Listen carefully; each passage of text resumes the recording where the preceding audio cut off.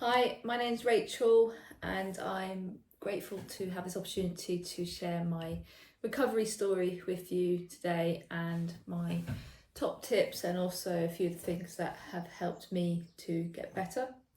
So first of all, a bit about me. I'm a mum to a gorgeous 2-year-old daughter who was born during my illness. Fortunately, my wife gave birth, not me. Otherwise, that would have been even more horrific.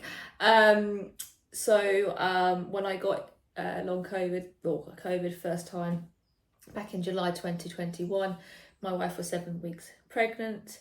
I then got reinfected about 6 months later, and at that point was just increasingly so desperate to get better for the birth of our child.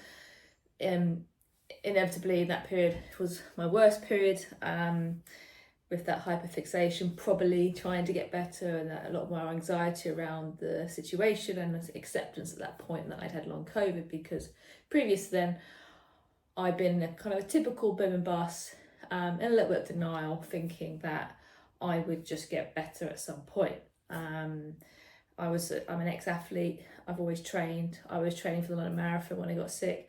I just didn't expect to become so unwell, so chronically unwell. So for a long time, first sort of 5-6 months of my illness, I just genuinely thought I'll just get better at some point, and didn't look for answers. Knew what long COVID was, but didn't really understand it. I'd heard about it, didn't look into it, didn't understand much about CFS or ME and the parallels there. So it wasn't until a second infection in December 2021, when the birth of our daughter was only a few months away, and at that point my health very much deteriorated after that second infection. I then became constantly bedbound, lots of other symptoms emerging, and naturally very desperate to get better because I had this date that I needed to get better for. Inevitably I didn't get better for that date, and it was a very, very challenging period leading up to that. I had to deal with a lot of shame and guilt around not being able to support my family as I would like. That's a very short version of my illness, but I've only got 10 minutes, so I'm not going to go too much detail here. But what I'd like to focus on now is the things that have helped me get better and continue to do so, and offer some advice as well to those that are still struggling with this awful condition. So 3 things that help me to recover. It's very hard to choose 3. So what I've tried to do is group those into buckets, and I also kind of have an order in terms of sort of like the recovery phase as well, that kind of naturally lead on for each other. So the first thing I'd say is that before I found things that worked, like many people, I was going down rabbit hole after rabbit hole. Obviously, everything's been very patient-led, looking for answers and willing to try anything, any supplement, any experimental medication, any advice I would try and follow, because I was just so desperate to get better. None of that touched the sides or helped. The traditional, the sort of general advice around pacing didn't help me either. And the tracking of symptoms and heart rate and HRV and things like that just didn't help me either. I think in hindsight they only served to keep me more stuck. So that's the kind of context. In terms of the things that got me better, so number 1, and I'm going to group this under nervous system regulation or settling down, whatever you want to call it, essentially allowing my body to do what it knows what to do, which is to heal. And it couldn't before, because it was in this constant state of fight and flight. It was so befuddled, it just was sending off symptoms all left, right and centre. So the catalyst as part of that bucket of nervous system regulation, if you like, for me was brain retraining. Some people call it mind body healing, some people TMS. Obviously I know it seems to be quite a common theme for some people that are getting better, that have kind of found this work. And for me, I initially used the app called Curable. I really liked having this handy app in my pocket because I was very, very symptomatic, very unwell at the time, that I could just pull out and doing exercise when my symptoms started to intensify. I would get into some somatic tracking, or I'd do a meditation, or I would talk to my symptoms in a way that would try to combat a fear response. The app was really good because it also had success stories in there. It starts off with a load of educational little like bite-sized modules around the neuroscience behind this kind of work, which was really helpful because that knowledge is powerful in the first instance. And that was when I was like, okay, yeah, I think this can apply to me. I did Curable for a few months, and then I came across Dan from Pain Free You and his channel, and his daily videos on there was probably what got me over the line. That's what I then started leaning into regularly whenever I became more symptomatic, was in a dip, or emotionally not feeling great. I really lent into that, and that was really helpful. I've also recorded a more lengthy conversation with Dan on my recovery story recently. It's on his channel if you want to check that out. So then that's like the catalyst, that whole sort of piece around brain retraining, how I responded to my symptoms, how I reframed my thoughts, etc. Other things are around that nervous system bucket, which if I hadn't done that initial work, I'd given my body the chance to heal and a bit more space, I don't think I would notice the difference. It needed to kind of build up a bit of resilience, I guess, first. But I then started to notice other things, like when my environment changed, that my symptoms would improve. So for example, it wasn't planned, but it was kind of a coincidental thing in the end. But we moved out of my London flat, where I felt like a caged animal for a couple of years, into countryside essentially, which when we moved out here, I just like felt my body breathe a sigh of relief. I was able to walk a bit at that point, but not like go for miles yet.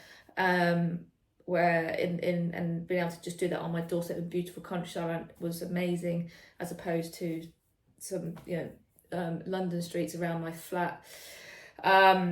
So I realised not everyone's in that fortunate position, but by chance we managed to do that, which is great. And then on top of that, I really led into positive emotions. At this point, I believed that I was going to get better, because obviously there'd been a step change. And whilst it was still very fluctuating, I then had that hope. So I really led into positive feelings and emotions. That was something that I had to work hard on, but was really powerful.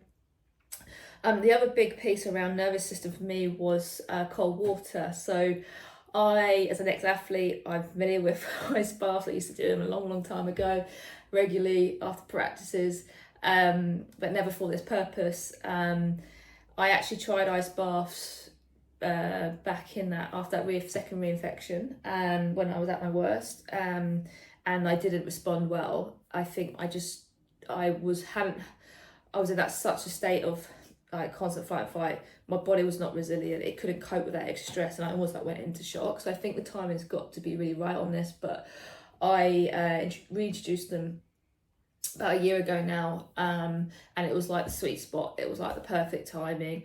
I was already like on that strong recovery path, and it just really gave me another boost. It was like instantaneous, to be honest. It was, the energy, the mood, the sleep, and felt like you're doing something really good, like for your body and mind, and a little challenge, which I really liked. So yeah, that was huge. So that's that kind of, I guess, one bucket around the nervous system. The second thing for me was movement. Now, obviously that's really important to me, and I was going to obviously look to reintroduce that as soon as I felt able to. And again, I don't think I could have done if I hadn't focused on my nervous system first. I needed to create that space. I needed to create space to recover, to then include other parts into that. So I'm of the view that movement is not a cure. It's not a solution. I really feel quite strongly about that, but I do believe that if done correctly, it can be used to combat fear around increasing activity levels, and build confidence in your ability to increase activity levels and exercise tolerance over time. And then it becomes a kind of a marker in your overall recovery. So I was able to look back in sort of month to month or a few months at a time, think actually, gosh, what I managed to increase my exercise by has been, actually over a long period of time quite significant. And now if you were doing a normal program, that would be for a general public, that level of progression would be would it be comparable? But for someone with long COVID, it was like, okay, I've now gone from doing stuff on the floor to doing some standing strength exercises, etc. Another big part of movement for me was joy. If I can find ways to move with joy, then that was really powerful. So I actually reintroduced paddle tennis, which is something I took up. I'm an ex-tennis player, and then I took up paddle tennis just as I was getting ill the first time. Was gutted that I couldn't play anymore, but it was something I find really fun and enjoyable and exciting. And so I found that even though I was quite symptomatic, before I'd even started my strength program, my reconditioning program, I was able to reintroduce paddle tennis. It's actually quite intense, like quite hard on the lungs, but because I had so much fun with it and so much joy, I just didn't get symptomatic. I didn't make my symptoms worse. I didn't often play when I had symptoms, but I wouldn't make them worse. So moving with joy is really powerful. Not just paddle tennis, but jumping on a swing with my daughter, or going for walks with my daughter on my back, dancing around my living room, those kind of things. All these things I found helped me build confidence in what I was able to do physically over time. So meditation and visualization is the third one. And for me, the reason it became easy, it was important more at the tail end of my recovery, is because I think when you're already on that trajectory, it's easier to visualize and believe in recovery, believe in living in a normal life. When you're in this sort of thick of it, it's very hard to genuinely believe that, which is quite important, I think, to meditation and the visualization part. I specifically follow Joe Dispenza. I really his stuff really resonates with me. I think it's about finding what works for you though. And obviously it's just another great thing for the nervous system. It's become something I want to do because I feel this very tangible impact. Before I got ill, meditation was one of those things that you felt like you should do, but you found really difficult. I think it's just one of those good things that's come out of this experience. In fact, about 8 months ago, I actually declared that I was recovered. Now, I think that's very personal and it's very individual. Because I was still symptomatic, but I considered myself recovered because I was able to engage in life. I was able to begin to work again. I was able to socialise more. I was able to start my 90-day reconditioning program, which is something that I created for myself initially, but then have made available through my business, Rebound Athletic. It's basically a perfectly paced reconditioning program specifically for people that recover from long COVID or chronic fatigue or other chronic illnesses. So I was quite symptomatic at that point still, but I knew because I'd done that other movement work and I built confidence through that it wasn't going to cause me any kind of issues or relapse. I consider myself recovered like last summer, but I was still symptomatic.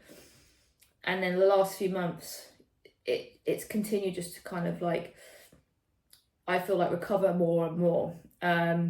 So even the last 5 weeks, for example, 6 weeks, has been my longest period where I haven't had any kind of flu-like symptoms or feelings of being unwell. I've been able to be the most consistent I've been able to be with work, exercise, socialising, etc. with no issues. So I guess the point I'm trying to make is that even when you think you're recovered, you kind of keep optimising and you keep that recovery just keeps going and going. I don't know if it's recovery anymore or just general improvement of well-being. But yeah, it's personal. When you think you're recovered, you can only recover even more and it just gets better and better. So advice to finish off with. So I think recovery stories, they're really important because they provide hope, and it's essential. I think that piece is really essential for people that are still struggling. But comparison also can equal despair, right? It's really important not to compare journeys because, like I say, everyone is on a different path. Everyone's period of being unwell is different. Everyone's recovery period is different. So watch them like this, lean into them, but please don't compare would be my advice. Kind of tied to that is something I call moving the dial. So if you've been able to move the dial, even ever so slightly, that means full recovery is possible. And I genuinely believe that. It's something that I told myself when I started to see some improvements. But that's how you hang on to hope. And that's what's really, really, really, really, really important. So you move the dial ever so slightly, it means you can recover, and just keep remembering that. And then lastly, third bit of advice would be around, if you need to, potentially reframing brain retraining, because I know for many that can be a little bit I don't know, it's not, I guess it's not something that everyone kind of warms to straight away. I think it's, you know, your symptoms are very, very real. The, you know, scans you might have had or tests, etc., are very real. They might show up some stuff. So it's quite hard to, I think, to kind of get your head around that it's actually in your control potentially, especially if there's structural things going on. So, and there's a lot of stigma around, I think, oh, it's in your mind and this kind of stuff. So I totally get it when that stuff comes up and you think, oh no, I'm not sure this is for me. I would say forget that then. Just think about doing stuff that's good for your nervous system and focusing on, because let's face it, anyone, healthy or not, if you're focusing on things like, you know, positive thinking, reframing your thoughts, meditation, breath work, etc., all that stuff is really good for everyone. So I would say focus on that, try some of that stuff out, see how you respond to it, and then hopefully you respond well, and just keep going on that. So I've rambled on enough. I'm pretty sure I was told it's meant to be 10 minutes, so apologies, but I hope you find that helpful, and the best of luck in your recovery.